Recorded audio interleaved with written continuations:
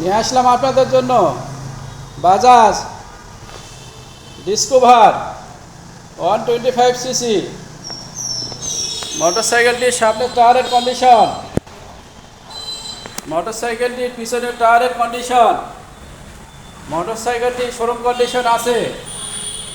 মোটরসাইকেলটি চলেছে মাত্র 21,708 kilometre. মোটরসাইকেলটি sound condition.